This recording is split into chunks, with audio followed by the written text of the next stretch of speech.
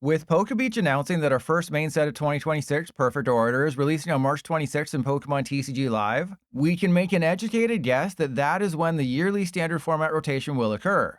For those who are well adjusted and can interact socially with other people without needing a screen between them, the IRL rotation date would then be 2 weeks later on April 10th.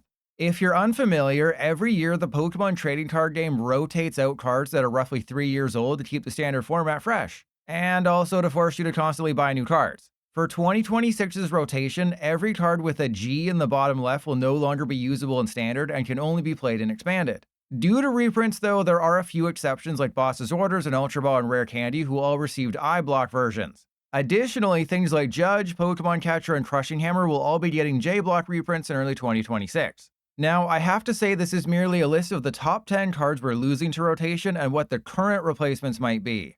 Until we know the full set list for Perfect Order, which will take a couple of months, I can't give you a full assessment of exactly how rotation is going to go. So check back in a few weeks when more information is available. But because I want clicks and monies and subscribers, I'm doing this preview today. I know I should probably kick the list off with a trainer, but I think we can all agree that the biggest card we're losing due to rotation is Gardevoir EX. We all thought it would fade out like the Spiritomb that broke TCG Live for a couple of weeks once it lost Refinement Curlia last year. Well, the damn thing seemingly got better, adapting to focus more on Monkey Dory. This resulted in games against Gardevoir taking 20 minutes on live due to the slow as hell animations. When rotation hits, not only is Gardevoir gone, so are all of its attackers. Streamtail, Mew EX, and Drifloon all get Thanos snapped, along with the Pokemon that I own several life-size dolls of.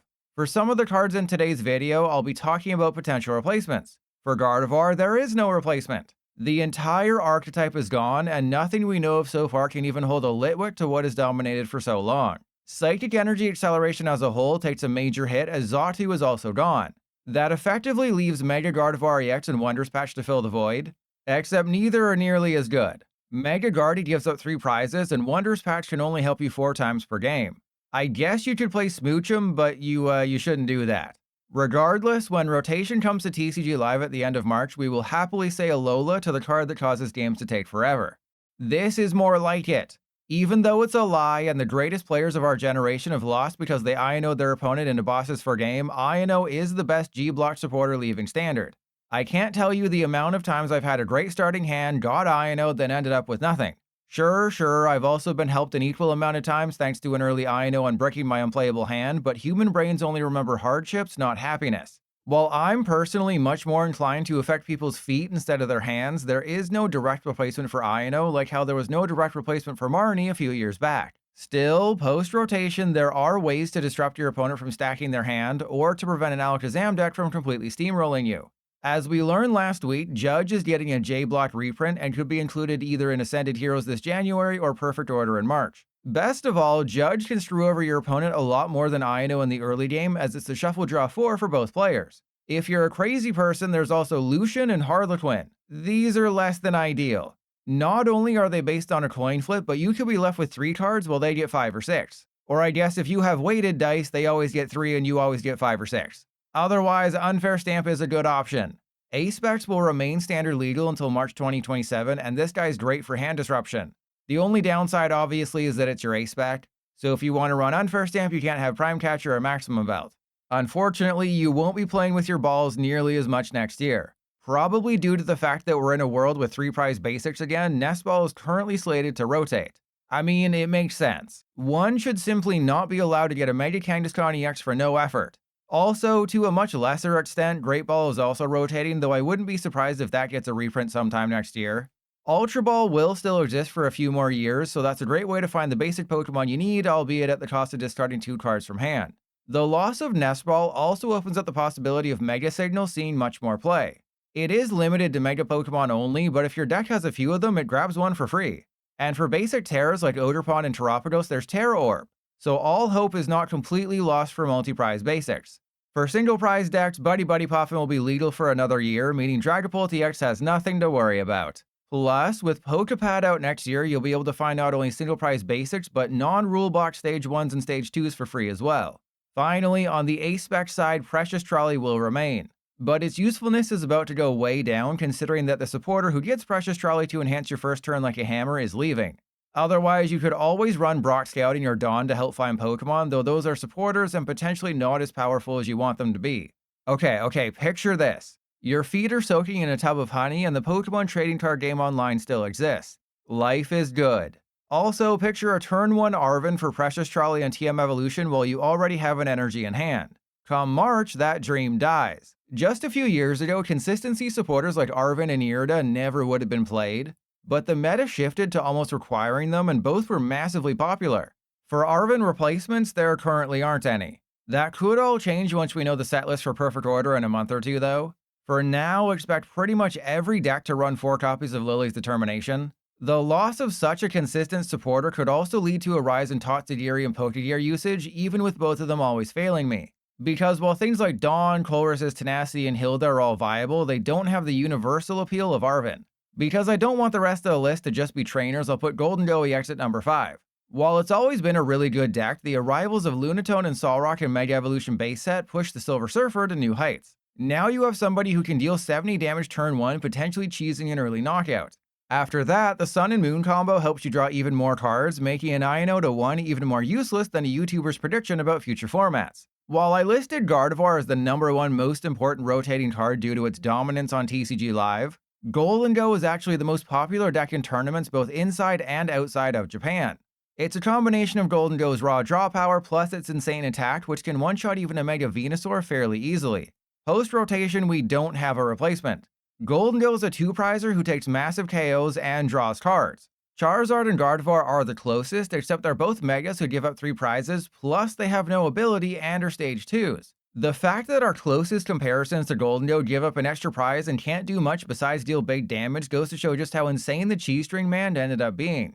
But Poilet, I hear you say, what if me butt be raging? Isn't that like the thing that makes it shower gold? Well, my favorite subscriber who also watches every stream on the VODs channel to completion, you're both right and wrong. While Raging Bolt EX itself survives rotation, Professor Sada's Vitality does not. Don't get me wrong, there's absolutely ways to play the tall neck post-rotation. But instead of the deck simply working, we're going to have to force it to work with Crispin or Electric or Iono's Belly Bolt, which is a lot more effort than just playing a supporter, Teal-Masked Odor Pawning a few times and winning. As I'm making my way downtown, walking fast, faces past, and I'm homebound, I'm realizing that there's more than 10 cards leaving Standard I should highlight. So let's forget the correct order. Because up next is Super Rod, which depending on your viewpoint might not even deserve to be here anymore. It feels like I've been playing with my Rod for years, probably because we had Ordinary Rod not too long ago. But when Super Rod leaves, it'll just be Max Rod left over. And while strong, it is your A-spec. Part of the reason why the loss of Super Rod won't sting as much as a Beedrill thinking my butt is a threat is because we have a lot of item-based recovery in Standard. Some decks are running 4 Night Stretcher to put either a Pokemon or energy directly into their feet, skipping the whole shuffling back in step. And for those who do want to shuffle cards into their deck, we have Energy Recycler for energy and Sacred Ash for Pokemon. Yeah, they're not as versatile, but they mean recovery isn't anything to worry about post-rotation. Because women like it, I'm going to be a bad boy who needs a spanking and break the rules. For number 7, it's all the best TMs, but mainly Evolution and Turbo Energize, with the latter seeing a rise in play due to Tord's Mega Kangaskhan Absol deck that I have a 90% win rate against on TCG Live, so please keep playing it. De-Evolution is also going, though I think people will be happy to see that one go because they kept losing too many games against Grimmsnarl due to math. I guess I should also mention that we're losing Crisis Punch and Blindside, which no one really used. Ironically, the only technical machine remaining is Fluorite, which you're probably hearing about for the first time right now. There's simply no replacing TM Evolution. Salvatore is terrible because it only lets you evolve into Pokemon without an ability. Grand Tree would have to be your A-spec, which could be good if you run Colress's Thicacity and don't prize it. And Grass decks have access to Forest of Vitality. Aside from those, we're going to have to go back to the Stone Age and find our evolutions the old-fashioned way through cards like Dawn, Pokepad, and Ultra Ball. Since Direct Evolving looks like it could be a thing of the past, this will make Badoo item lock even stronger. For Turbo Energize, it's a similar story. Energy Acceleration isn't going anywhere, it's just less powerful. Crispin will definitely help, but we can't rely on Crispin to be our new Turbo Energize and our new Sada's Vitality and our new Daddy. Plus, with Experience Share rotating, keeping energy in play is going to be a little tougher, especially since Heavy Baton only works on those with a 4 retreat cost. Finally, De-Evolution. Spread decks will still have access to the Alakazam that moves around damage counters, as well as the Archeops that could work infinitely on PTCGL at launch because PTCGL is a well-made game. I guess Espeon EX is also a thing, but you'd be amazed at how bad the card is. Speaking of energy, which I talked about like a minute ago, Earthen Vessel is leaving. Simply being able to find any 2 basic energy off of Arven has been crazy for years. That comes to an end. If a shiver just went down your spine and straight into your toes, that's because our replacement is Energy Search. I know, I'm sorry. Literally half the card Earthen Vessel is, this is our new item-based way to find energy. Though with no way to find Energy Search after Arven's gone, I think Crispin will probably take over. And Hilda being able to find an evolution and any energy is going to be even more gooder post-rotation. I guess I should also mention Energy Search Pro, but when Golden Gill's gone, this A-Spec will be about as useful as Pokevital A. Actually, Pokevital A is probably going to see more play post-rotation, and that's not me admitting Pokevital A is playable. A few years ago, there was a glorious time where Guzma had rotated out of Standard and Boss's Orders hadn't yet been released. Newbies won't know this, but our only Gust in that format was Custom Catcher, a heavily balanced card you had to play 2 of. That time has disappeared like me when my XYs come for child support, much like how Counter Catcher is leaving with rotation. Now you can no longer allow your opponent to beat you off and still reach completion. Of course, we won't be hurting for Gust post-rotation.